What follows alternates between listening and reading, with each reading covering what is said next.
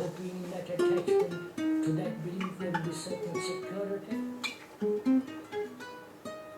both psychologically as well as physically. That attachment not only prevents further examination, but I'm frightened to examine even when I'm greatly attached to something, to a person, to an idea, to an experience. So corruption exists where there is an attachment. And one's whole life is a movement within the field of the known. Zones. Death means the ending of the known. Right? Ending of the physical organism, ending of all the memory of which I am. I am nothing but memory. Memory being the known. And I'm frightened to let all that go, which means death. I think that's fairly clear, at least verbally. At least intellectually, can accept logically, sanely, it's a fact.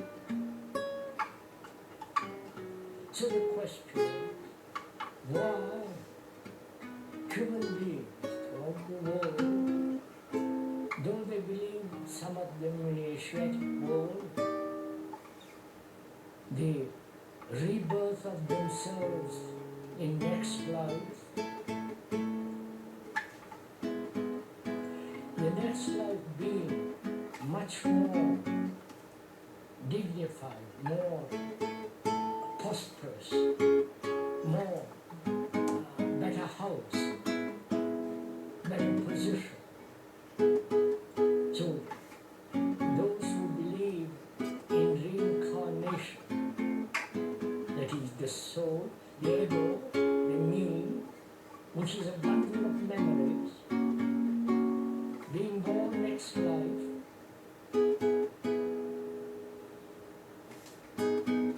the next life is better life because if I behave rightly now,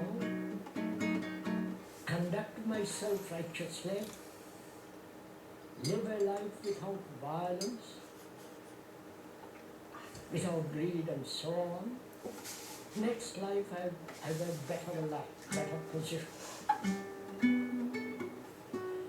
But that is next life belief in reincarnation is just a belief, because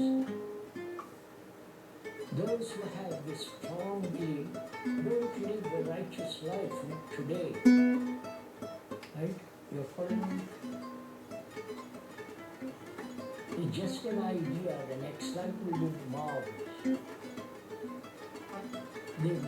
The beauty of next life must correspond to the beauty of the present life.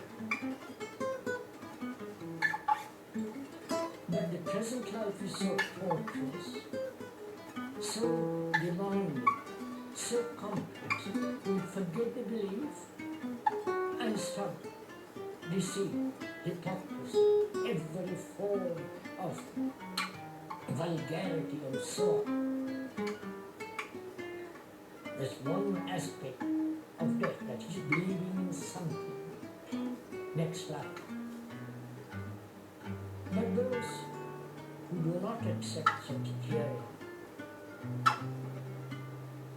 though they are trying to compile evidence of reincarnation, which is rather absurd too. You understand this? Because what is it that is going to reincarnate? What is it that will has continued. You understand how we're talking together? What is it that has continuity in life, in our daily life?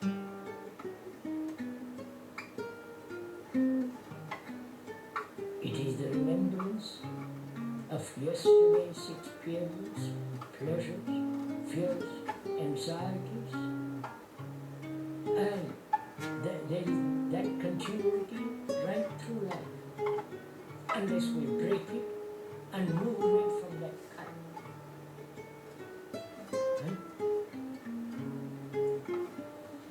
Now the question is it possible, while one is living all the turmoil, with that energy, capacity to end, say for example, attachment, because that's what will happen when you die. You may be attached to your wife, to your husband, to your property, not to property, a little bit less dangerous. We are attached to some belief in God. That belief is merely a projection or invention of thought, but we are attached to it because it gives us certain feeling of security, however illusory it is. We are attached to that. Death means the ending of that attachment.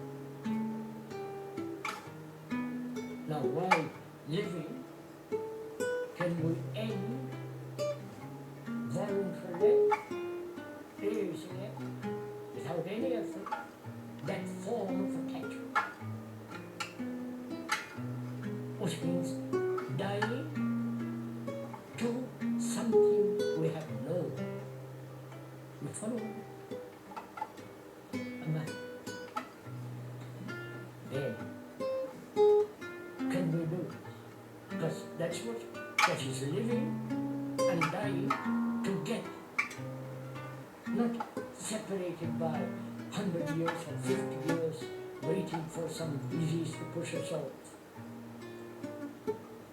But living with all our vitality, energy, intellectual capacity, with the greater feeling to end certain conclusions, certain idiosyncrasies, experiences, attachment, hurt, to end it. That is, while living, also living with death. You understand? Are we meeting each other? So that death is not something far away.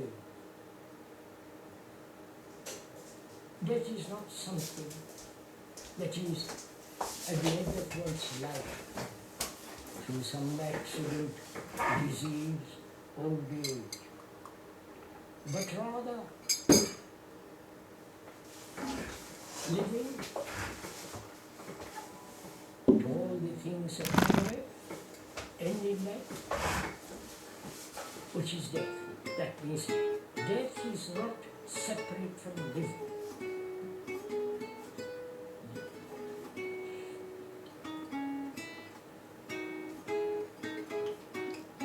Also, as we said yesterday,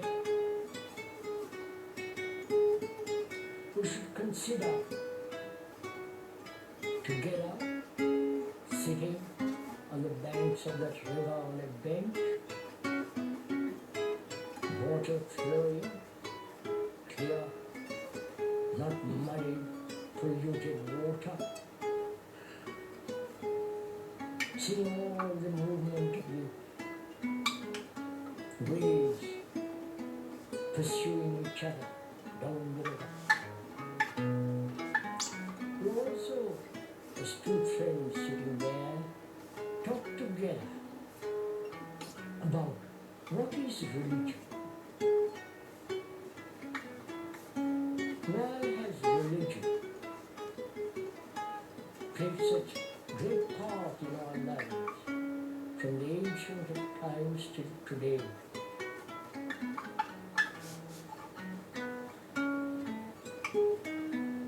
What does a religious mind is like? What is the word religion actually mean? Because historically, not that one has read a great deal about it, but when I observe how civilizations disappear to be reborn again in with a different religion, which religions have brought about new civilizations, new culture, not the technological world, not the computers, the submarines, the war materials, nor the businessmen, nor the economists, but religious people throughout the world have brought about a tremendous change. So, we must inquire together what we mean by that word religion. What is its significance? Whether it is mere superstition, illogical, meaningless, or there is something far greater, something much more infinitely beautiful. And to find that,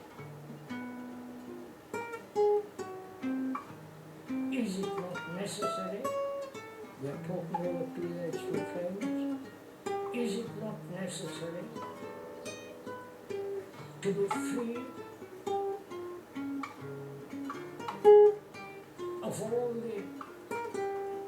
all the things thought has invented as religion? You understand my question? I want to find out what is the significance of religion? What's the depth of it? What is its aim? Because man has always sought something beyond the physical existence. He's always looked, searched, asked,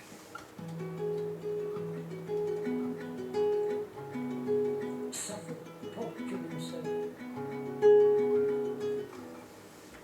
to find out if there's something which is not of time, which is not of thought, which is not belief or faith.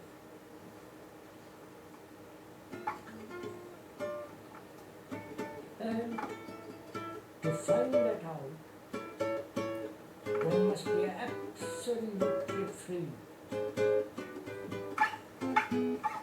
Otherwise, if you are anchored to a particular form of belief,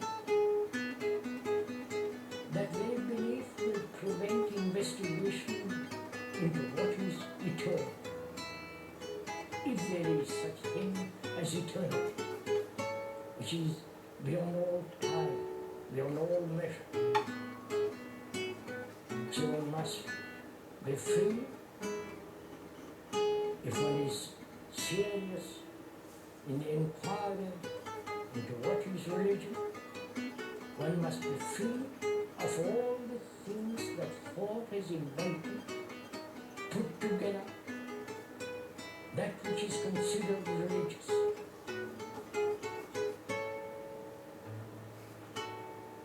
That is, all the things that